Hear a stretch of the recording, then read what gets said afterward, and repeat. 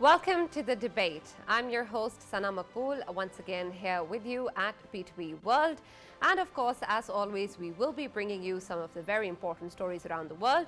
In today's show, we have two very important stories which we'll be looking at. But of course, a third one is going on at the moment, which is of course a match between Pakistan and Australia, the semi-final of the ICC T20 World Cup, in which the earlier innings, Pakistan has played remarkably well, scoring 176 for the loss of 4 wickets in the allotted 20 overs, setting a target of 177 for Australia to chase, and they're already 1 wicket down. And Pakistan has played remarkably well in the entire tournament so far.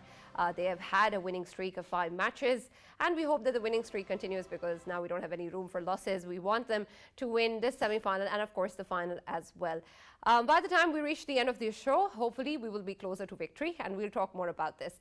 But in the debate, we also have two other important stories that we need to talk about.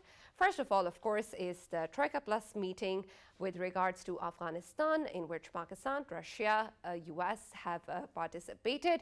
And of course, it is extremely important regarding what is going on in Afghanistan and the evolving situation there. What sort of commitment can the Taliban be giving to the international community? How much of a role Pakistan and the rest of the countries can play in this regard? Also, how much of an emphasis can be put on the US as well to also unfreeze the $9.5 billion that, of course, are in Afghanistan's central bank reserves. And this is extremely important because the economic collapse in the country is quite daunting as well. Foreign Minister Shah Mahmood Qureshi also earlier pointed out to the fact that, of course, these are concerns that are relevant to everyone. These are common concerns, and so there is a common responsibility towards also resolving the situation in Afghanistan. How much the countries can actually negotiate in terms of making the Taliban ensure them that they fulfill their international commitments, while also playing their own responsible role towards helping avert a humanitarian and economic crisis in Afghanistan, is what we will be discussing further.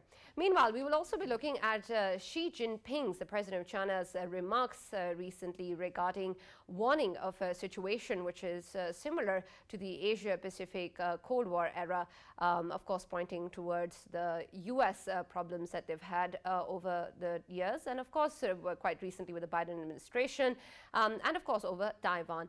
This is extremely important to understand considering we saw in the Glasgow summit perhaps a possibility of thawing of relations between the US and China. And of course, the Biden administration is also trying to establish a pragmatic role. There may be a meeting expected between the two leaders. The date is not set yet. But whether or not such a meeting will be taking place, can the US and China move forward towards resolving their issues and actually thawing their relations, while at the same time we have issues over Taiwan, and then of course alliances that are also springing up in the region, which of course are a concern to China. So we'll be taking a look at both of these issues in the debate today. For the first topic, we have been joined by respected guests on the show. We have Afghan affairs expert, Mr. Tariq Farhadi, who has joined us, and we've also been joined by senior analyst, Brigadier Retired Saad Mohammed. Thank you very much for joining us. And of course, we also have Mr. Farrukh Batafi and Raja Faisal, regular analysts on our show, but nonetheless, expert opinions of theirs is also very vital to the show. So let's, of course, first start off with the fact that Afghanistan's Troika Plus meeting is something that Pakistan is hosting, and Pakistan, of course, has played a remarkably vital role in the entire process in Afghanistan so far, and it continues to do so and has an important role to play both with regards to how the situation has evolved and also its geostrategic location. Considering all of this, I'll start first of all with Mr. Farhadi and the fact that a lot of such initiatives seem to be springing up in the region as well. Pakistan, being of course an important stakeholder in this regard, has a very important role to play. It's brought together Russia and the US at the same table as well, which is very important in terms of moving towards a real resolution towards averting the economic and humanitarian crisis in Afghanistan. How much do you expect this conference to result in a tangible action for the Afghanistan government in terms of the international community actually easing on its conditions before moving forwards towards recognition of the government or moving towards something that helps the people of Afghanistan? Greetings to you and all the best wishes for Pakistan with the cricket match. Thank you very much. Thank you. Um, Look, this is the Troika meeting. There was one in Russia, Moscow, after the fall of the former regime. There was one in Doha, and today in Islamabad. And what's very interesting to note is that the Troika's message is the same. A government which is broad-based, control terrorism, and human rights, and a broad-based government in Afghanistan. The same message, Troika Plus, because Pakistan is part of this meeting. The same message has been given to Taliban by 3 members of the UN Security Council, which are also member of the UN Credentials Committee, and the Taliban haven't budged. The Taliban might have been good at patience and the 20 years of war, but they need to know that diplomacy is the art of adjustments, give and take. And they have not changed their position on broadening the government or announcing a concrete date on when all the women's school will be open. This is important for a Western audience. So they might go back to Kabul without anything more than when they left Doha a few weeks ago, or when they left Moscow a few weeks earlier. I have been giving them the same message: is look, you have to have now an intra-Taliban conversation inside Afghanistan and say, which way do we want to go? We want to keep it this way. We might risk not being recognized at all by the international Right. community. And at some point, the international community will get tired of us, or we have to make some adjustments and accept the others in governance, and then we will save Afghanistan. Because the subject of recognition of Afghanistan is a matter of benefit for all the Afghan citizens.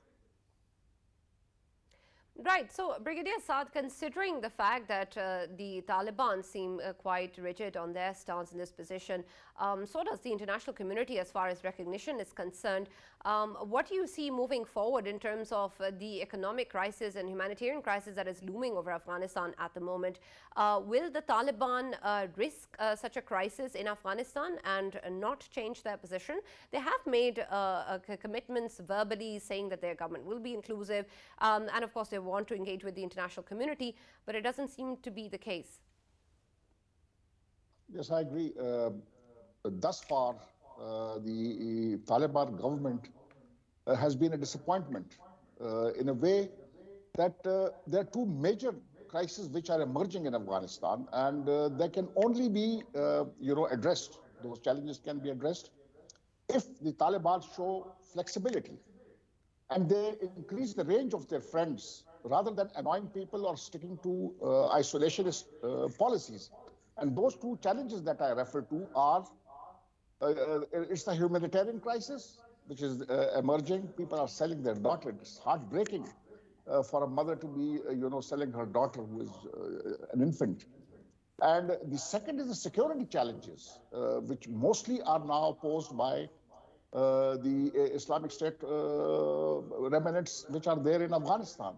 And they're a deadly lot. And if they somehow succeed from their base in eastern Afghanistan, not only that they will destabilize Afghanistan, they will also destabilize the neighboring Pakistan. So the Taliban have to show flexibility in their positions. And the international community will only come up with recognition, with releasing their funds, and helping them overcome the security challenges through the electronic intelligence, the chatter, the other indicators that come on the electronic spectra. So what we have to do is Pakistan must keep applying pressure on the Afghan government, the Taliban government, that they need to show to the world that the commitments that they made in Doha, they must be complied with. If they don't, The sufferers will not only be the Taliban government, I will see suffering in Afghanistan, which at this point is in a meltdown situation. The economy is in a meltdown situation. They cannot even do trading with the outside world. So, Right, of course. better sense, Faisal, the moment better sense prevails, situation will improve. Right. So, considering the situation and the stance that the Taliban has been putting forward, Faisal, Pakistan, of course, has an extremely vital role to play in this regard.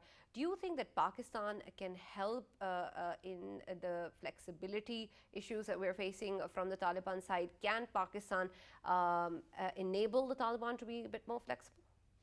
Sana, all I can say is Pakistan has been trying, and you very well know that Prime Minister of Pakistan, he kept on mentioning this, that Pakistan is in the favor of an inclusive setup within Afghanistan since the day one. And the Prime Minister of Pakistan wanted the government of Afghanistan with Taliban, obviously led by Taliban, but it should be an inclusive government so that it can be accepted by the Western countries and the most powerful countries of the world. And right now, how I see it, that Pakistan itself is struggling to advocate for Afghanistan and for the rule of Taliban. All Pakistan wants is peace and economic stability of Afghanistan. That's why Pakistan has been, trying to facilitate all of the efforts to, calm down the situation in Afghanistan, as well as Pakistan has been advocating in past to the Western world. Especially Pakistan has been, demanding from and requesting from the Americans to unfreeze $9.5 billion of Afghan Central Bank, only because of one reason, that Pakistan does not want an economic chaos in Afghanistan, because if the economic chaos takes place, which we already are heading towards, then the situation would be very dire. And as as Brigadier Saad has just mentioned, that people are selling their daughters, we might be seeing these kind of situation in coming future more often, and it would be very heartening to see if it continues, because the situations are very tight in Afghanistan, and of course, if something goes wrong in Afghanistan, the impact on Pakistan would be very bad. Right. Farooq, considering that the international community is still hesitant to recognize the government and it has its preconditions, is that a prerequisite to the international community helping out in terms of the economic and humanitarian crisis in Afghanistan? Well, Sana, thank you very much for the opportunity regarding this excellent question. Let me tell you, at this moment, as per the international law goes, Afghanistan doesn't have a government. Afghanistan at this moment has a government-shaped hole, which might be temporarily filled by Afghan Taliban's interim government. But since the international community doesn't recognize Taliban government rule, and the previous ruler actually just folded up and quit and left, after that situation is really dire. When it comes to aiding Afghan people, we have seen various stakeholders committing. For example, the US has doubled its commitment. Similarly, the UN, the EU, Germany particularly, they all have made very generous pledges. But that doesn't actually, undercut the fact that till the time you don't have a government, a functioning government in Kabul, or it is recognized, you cannot move far. Now, what is the ask when you talk about the international expectations? They are exactly the commitments that were made in Doha. And in Doha, there were particularly three basic things that happened. The first two were essential, that Afghan territory will not be used against any country. At this moment, we know because of ISIS case rise, they are struggling with that idea. There is some problem. They have committed that they are going to get rid of ETIM, IMU, and then, of course, Al-Qaeda as well, and ISIS-K too. The second thing was humanitarian aspect or human rights aspect. There again, there seems to be some problem, right? And finally, when it comes to their expectations are two, Afghan Taliban's. one, legitimacy or recognition. That is not going to come that easily. The second one is unfreezing of international, their forex reserves that are parked at this moment, most of them in New York City. So at this moment, the negotiations go on, but the problem with Afghan Taliban is that I am not going to expect an inclusive government in very soon. Why? And that was the third very important expectation from them. Why? Because at this moment, the Taliban themselves are at loggerheads with each other. They are divides, as I pointed out last time I spoke to you. At this moment, humanitarian aspect might be taken care of, but the problem is because of the exodus of Afghani bureaucracy and technocrats. They don't have the infrastructure on the ground, and because of that, NGOs might be able to fill in, but the Afghan Taliban's foot soldiers are really inflexible. So that is going to create a lot of problems in coming days as well. Right. So the Troika Plus has also pledged to try and ease this pressure on Afghanistan's banking system and try and work towards the unfreezing of assets. Mr. Farhadi, is that something that the US might be willing to consider? Yes, but not today. It will take a long time. In the US, Afghanistan has turned into a liability for Joe Biden in the Congress. The way Joe Biden left and the images that the US public were left on their TV screens shows that Joe Biden didn't handle well Afghanistan, so he doesn't have too much margin in the government to suddenly embrace the Taliban and freeze the money. While the Taliban haven't done anything different, you see, because the Republicans are on his case for good or bad reason. It's politics. Politics is like this. And Biden has congressional elections in 12 months in 2022. So I don't see the Afghan money being released, unfortunately, because of the infighting in the United States and because Biden doesn't want to look weak in vis-a-vis his Republican rivals. And the Taliban also, I've given this message to them as well, is if you want the money to be released, which is Afghanistan's money, you must improve your relations with the US and you must do what the world wants. It's not very complicated. You are already doing some of it, but not enough, and you are not very articulate about it, and the diplomacy of the Taliban is very limited, let's face it. Right. Brigadier Saad, considering that another very important aspect is, of course, the use of Afghan soil against any other country. We've seen attacks within Afghanistan as well. Is the Taliban government in the country in a position to ensure that their soil will not be used against any other territory? You know, at this point in time, the government in Kabul is on the side of the hardliners. That's what it looks like. They're not showing any flexibility. And as long as they don't show flexibility, they will not get help to overcome the security challenges that face them. Now, we have these militant groups who have been fighting side by side with the Taliban. So there are groups within there are streams within the Taliban government who say these people have helped us during our war of liberation. And we just can't, discard them like that. So what is required of them at this point in time is that they forbid them from carrying out any terrorist activity outside the borders of Afghanistan. China will be worried about ATEM, the Central Asian states will be worried about IMU, Pakistan is worried about the TTP.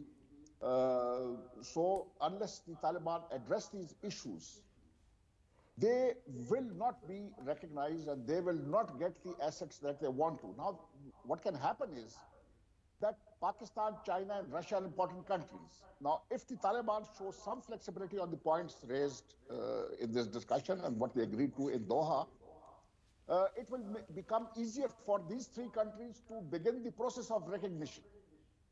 So then some aid can be funneled to the Taliban government, and the economic meltdown and the humanitarian crisis that the Afghan government is facing, that can be reduced. the United States, as one of your guests has just rightly said, recognition from the United States or release of their foreign exchange reserve is not coming anytime soon. That's politics, as he said, and I agree with that. But humanitarian aid channeled to the Afghan government can come from other countries, provided they show some level of, moving forward on the issues that they agreed to in Doha. Then we can proceed. Then the domino effect will start. If Pakistan, China, and Russia recognize the government, then other countries will also come forward and start recognizing, and they will get the legitimacy that is required for channeling any aid, be that humanitarian aid or aid in combating the terrorists which are parked in Afghanistan at this point in time. Right. Thank you very much, Mr. Farhadi and Brigadier Saad, for joining us and speaking to us on the very important issue of Afghanistan. Before we move on to the next topic of the show, just quick comments from Farokh and Faisal. Farokh, considering the fact that the US has spent about 2 decades in Afghanistan, and despite that and the Doha Agreement, the end was quite chaotic. If we're looking forward in terms of both sides upholding whatever they had agreed upon, aren't we looking at another dead end? Right. At this moment, it seems, surely seems like a dead end because the people who are ruling Afghanistan are the elements that the US has been fighting for 20 years, right? And if they are going to recognize them, there is going to be blowback. We know how Western media works. It actually magnifies these issues and makes it a matter of surrender. But having said that, if concessions start coming from Afghan Taliban, particularly concession to their own people, then things are going to improve. The problem is that the commitment that was made by Doha office. And we know that there were 3 distinct elements within Taliban. One, the Doha office, the second, Haqqani network, and the third, Kandahari Taliban. The problem is that the first element that made commitments has been flushed out. It has been shunted to one side. So those commitments technically stand nowhere. So the good thing today, when the Troika Plus has met, is that the US has come back to the meeting as well, and all the regional partners, and Afghan Taliban's foreign minister is also in town. So that actually gives you at least some hope that there can be some room for reconciliation. Right. Faisal, quick comments. We have guests for the second show online with us. Yeah, I just wanted to mention that, as Brigadier Saad was, talking about that all of the circling countries, they do have problems that are somehow associated with Afghanistan, especially when it comes to Pakistan, TTP, ETIM for China, and then IMU. And all of these problems, why they took place. While Taliban were fighting against the Americans, they had very good relations with all of these factions, and they always had a breather in terms of facilitations and all of that from TTP, from ETIM, from IMU. So right now, I think talking about all of these groups is really important for the circling countries, and I think Taliban need to sit with Pakistan, China, and Central Asian republics, and they need to make sure that they need to ensure that nothing would be happening from Afghanistan in terms of terrorism in all these regions. And especially when talking about ISIS Khorasan, I think ISIS Khorasan is not only problem for Pakistan or Afghanistan or the neighboring countries, it is a global problem. And when we talk about the global problem, ISIS Khorasan should be dealt with, and Taliban by themselves, they would not be able to deal with them. The countries throughout the world, they have to support them against ISIS Khorasan for the sake of prosperity and peace in the region.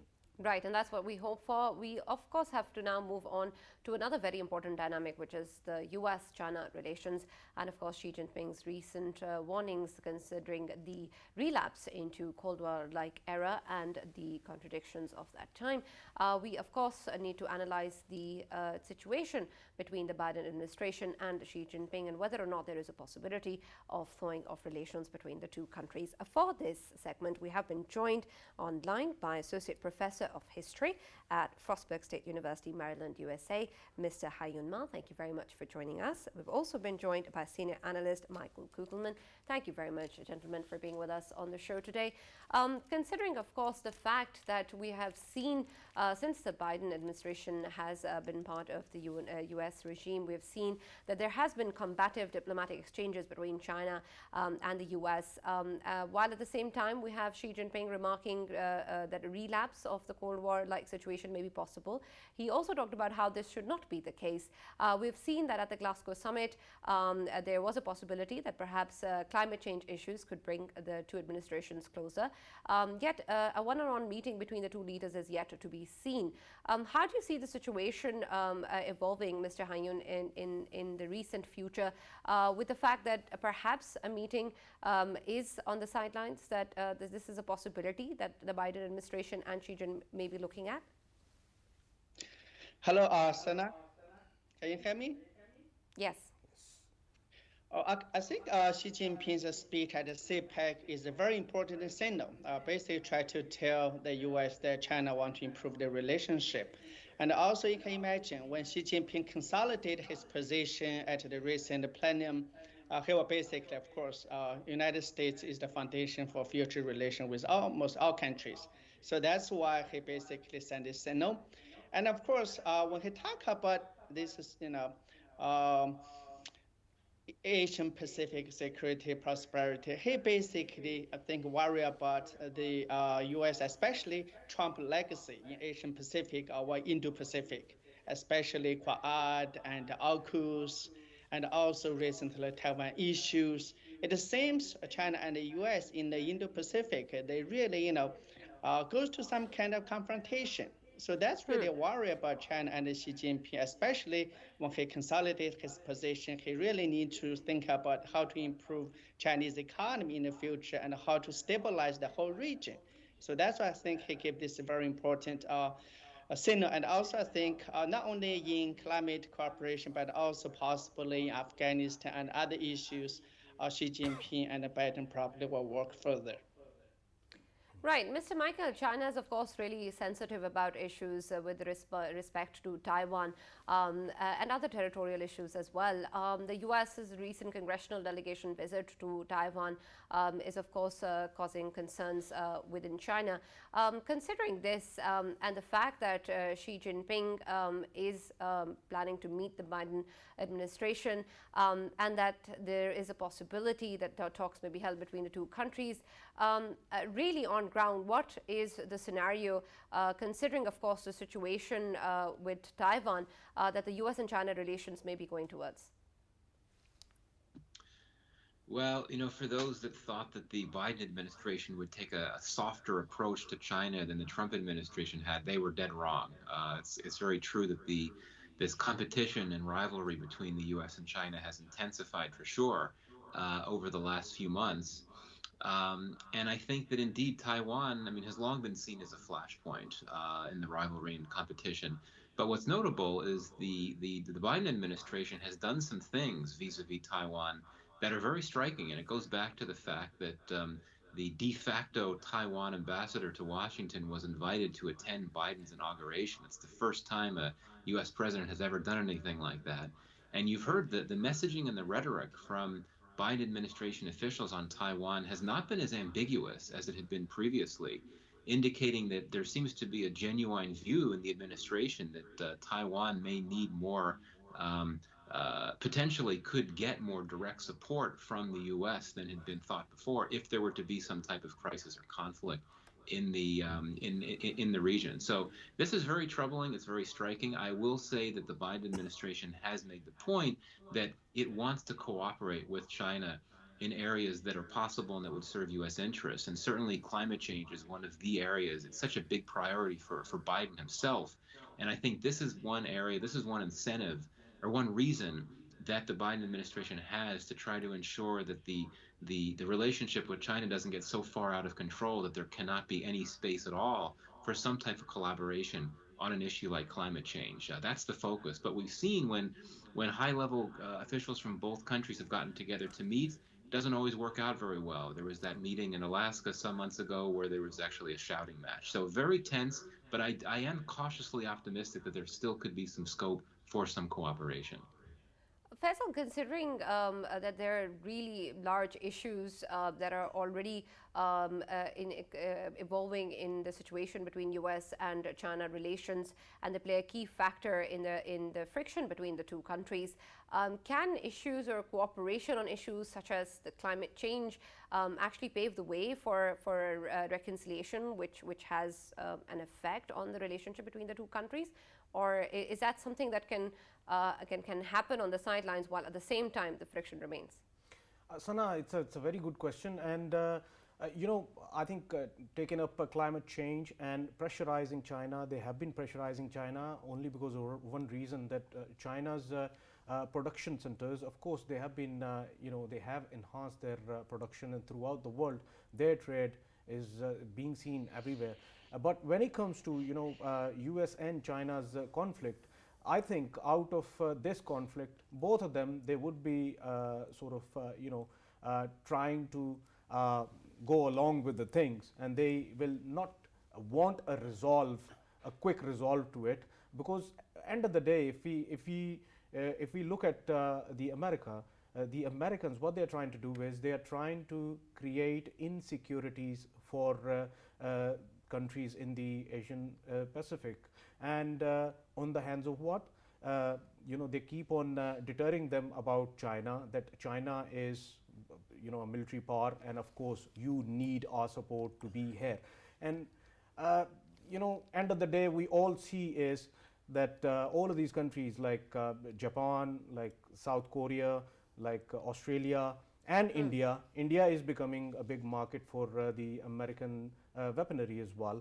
And of course, in coming future, we will be seeing that American military equipment, it will be sold in all of these countries, and this is how the things would move on. This is how I see the things. I mean, they are just scaring all of the countries in the region, especially India. Why India? Because India is right next to China, and the immediate effect on any country that can pose a threat to any country is India.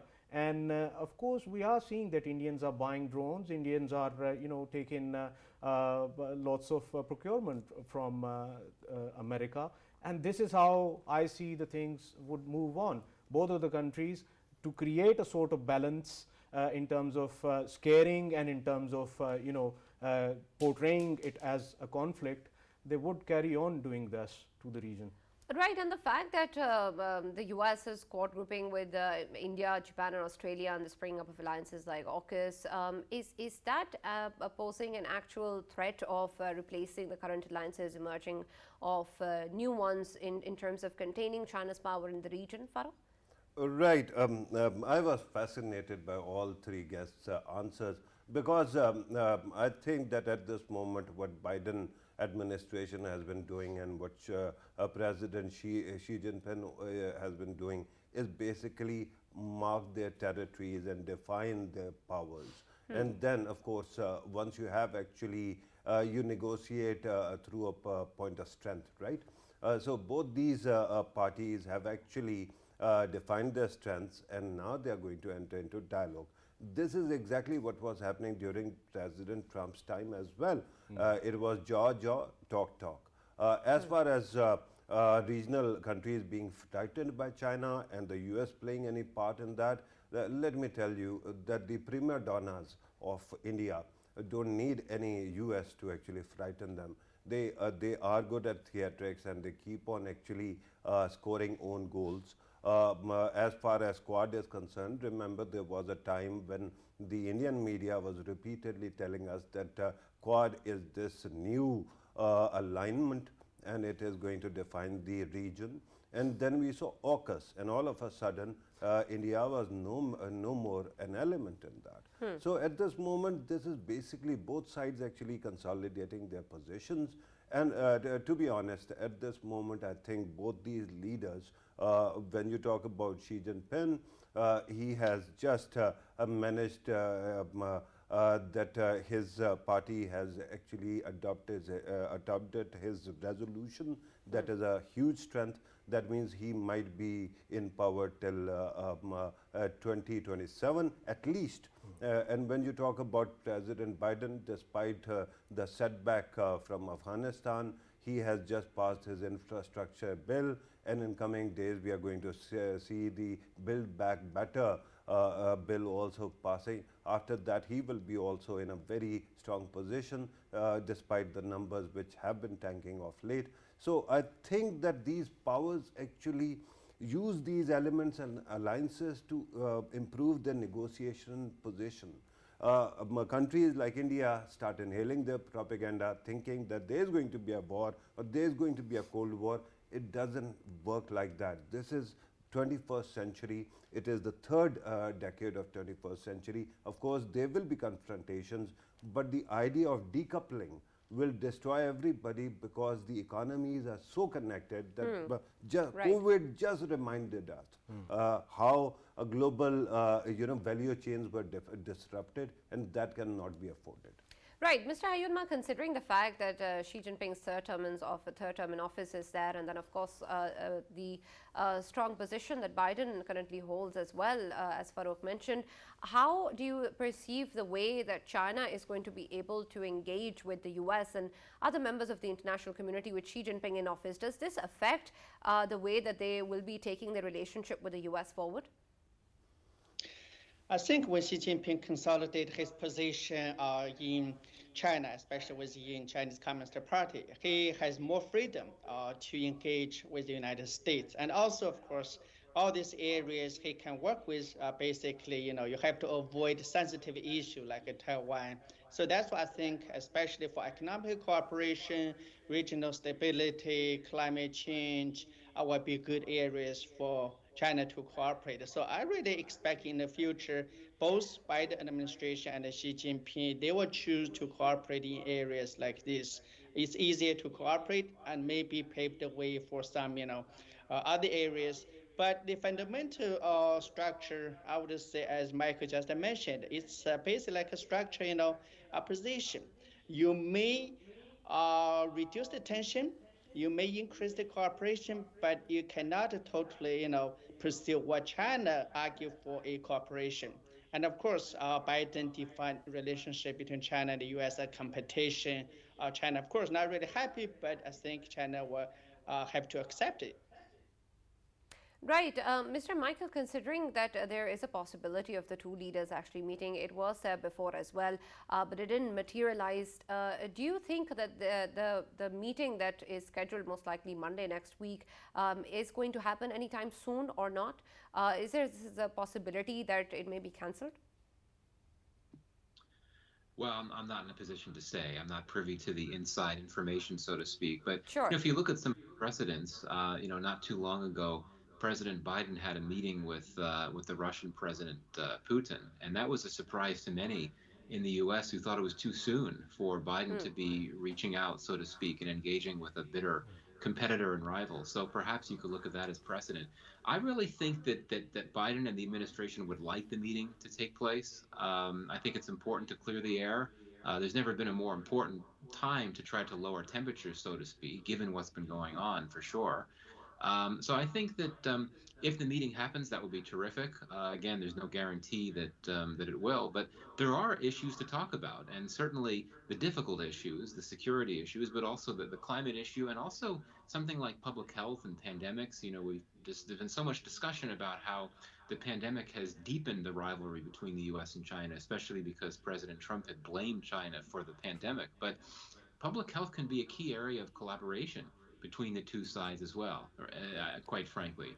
The Quad may be focusing on vaccine production to push back against China's own vaccine diplomacy in Asia, but I really think that public health and pandemics, given the threat that poses, just like climate change, that's a logical space for collaboration between the two countries. So I really hope that the meeting happens, and if it doesn't happen, then it happens sometime soon, because quite frankly, the stakes are too high for the two leaders not to meet at the end of the day. Right. Faisal, considering that, of course, there are hard limits and soft limits for anyone at the negotiating table, we've seen that, for example, issues like Taiwan or issues concerning China's sovereignty is a big no-no for China and perhaps for any nation.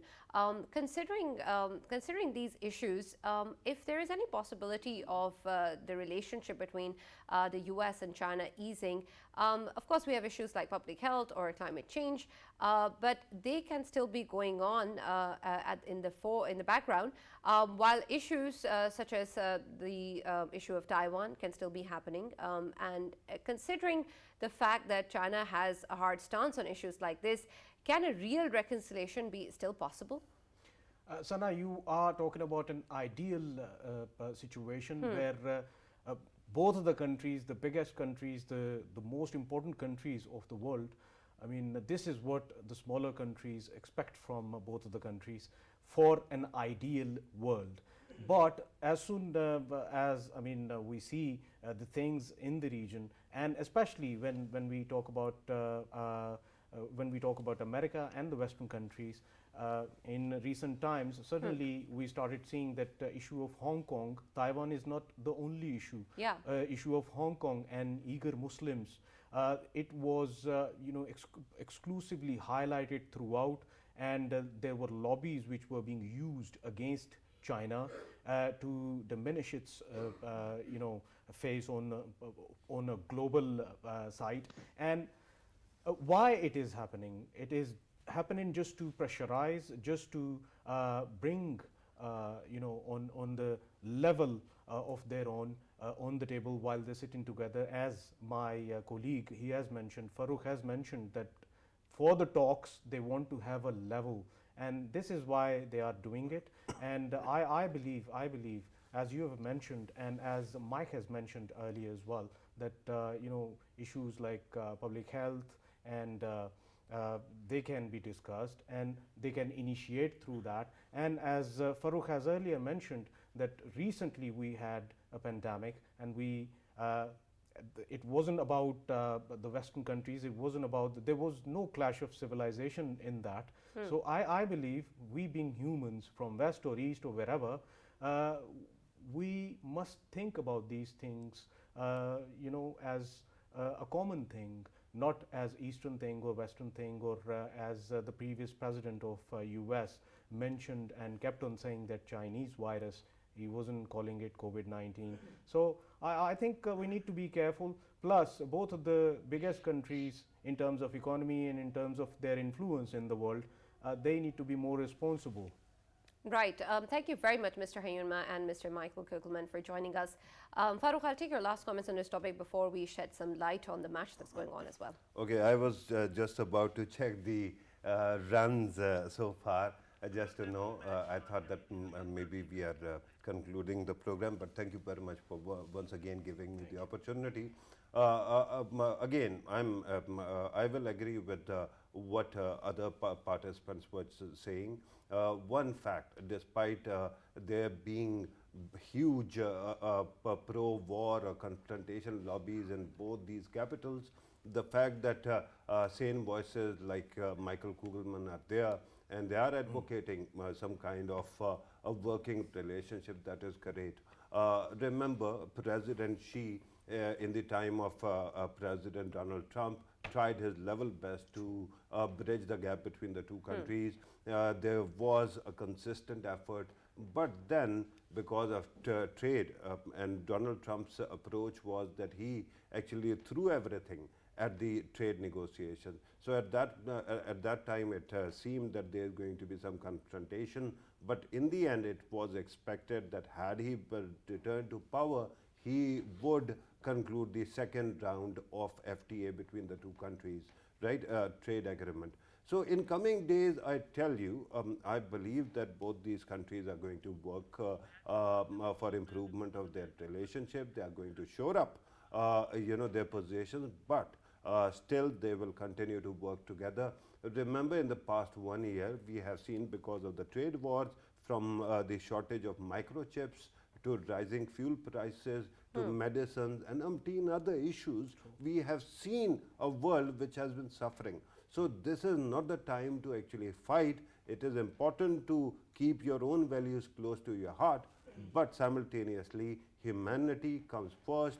I don't want to agree with Huntington's definition or Toynbee's definition of civilization. I believe in human civilization, and as long as we agree on that, we can work together, and we should be. This is a new age. Let us not go back to the crimes or troubles of the past. Very true. Right, of course, and that is, of course, what we hope for, of course, all the countries in the world and all the people of the world for their suffering to end. Thank you very much, Hyun-Ma and Mr. Michael Kugelman, for joining us on the show.